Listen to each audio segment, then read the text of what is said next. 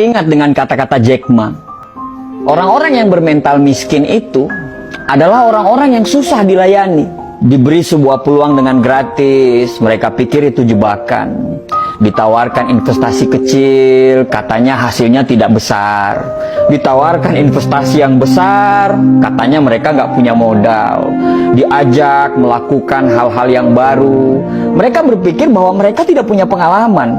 Diajak bisnis tradisional, katanya persaingannya itu berat sekali di luaran. Diajak bisnis yang model baru, katanya itu multi level marketing. Diajak buka toko, katanya ngeluh nggak bebas. Diajak bisnis apa aja, mereka bilang mereka nggak punya keahlian. Jadi orang-orang bermental miskin ini selalu berpikir lebih banyak daripada profesor, tapi bertindak lebih sedikit dari orang buta. Dan coba Anda tanyakan kepada mereka, apa yang sudah mereka lakukan terhadap hidup mereka? Niscaya mereka akan susah untuk menjawab apa yang Anda tanyakan. Padahal hidup itu berjalan terus.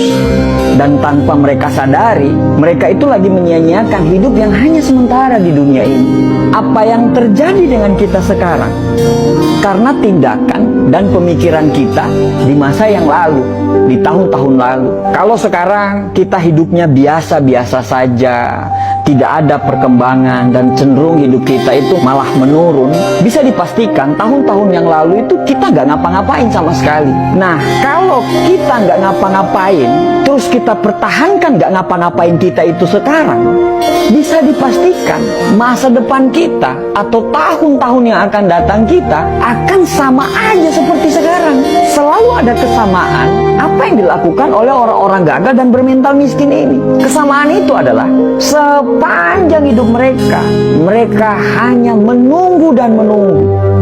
Andai saya punya uang, saya akan bla bla bla. Andai saya jadi pimpinan, saya akan ini, saya akan itu. Andai kata, jikalau, meskipun, dan akan tetapi, selalu jadi kata-kata manis yang secara tindakan itu omong kosong. Ada sebuah konsep yang bagus untuk kita bisa jadikan pegangan.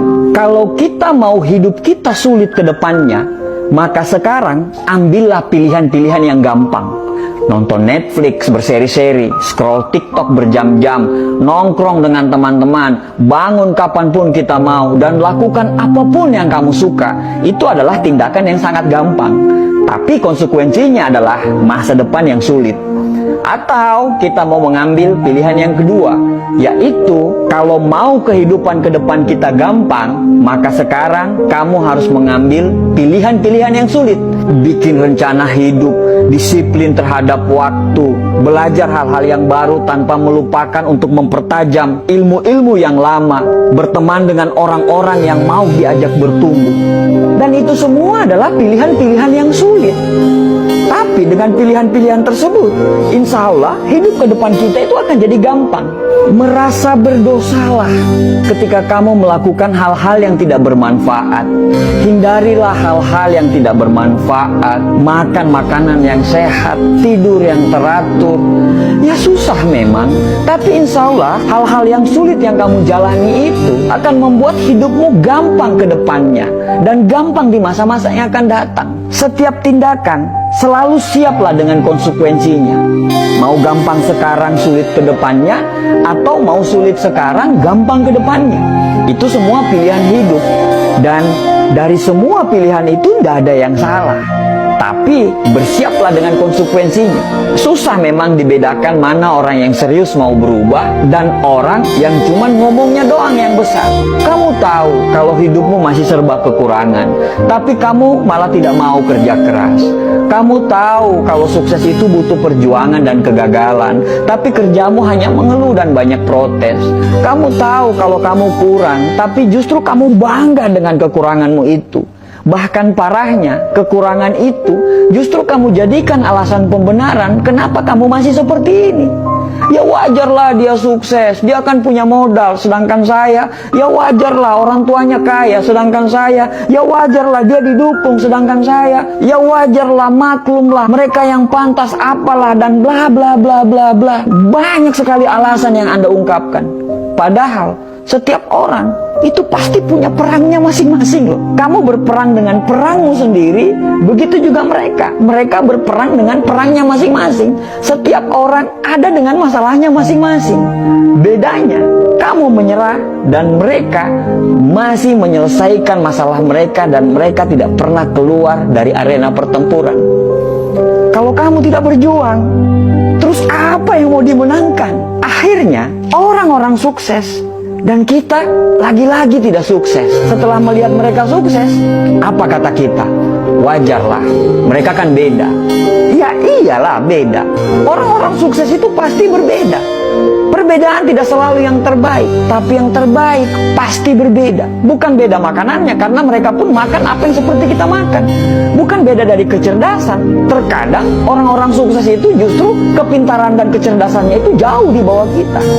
Tapi yang membedakan itu adalah action dan tindakannya. Saat kamu menunggu perubahan datang, mereka selalu menciptakan perubahan. Sampai kapan kamu menunggu dan tertinggal?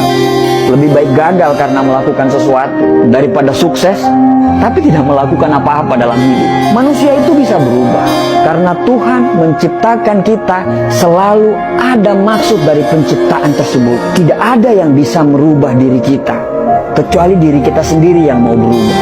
Berdoa lebih banyak, bangun lebih pagi, belajar lebih giat lagi, cari lingkungan pertemanan yang memang betul-betul membuat kita bertumbuh.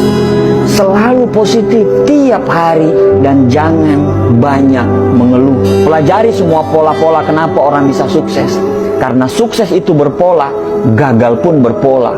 Ya terserah kamu mau ngomong apa, mau ngomong kita kebanyakan bacot lah atau apapun itu.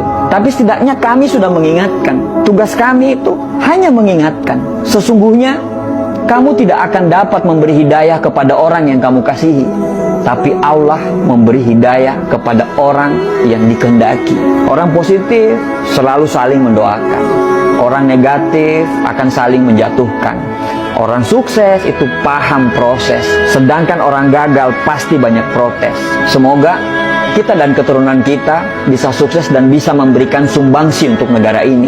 Dan semoga kita terhindar menjadi orang-orang yang hanya ngomong doang, tapi nol secara tindakan. Terima kasih.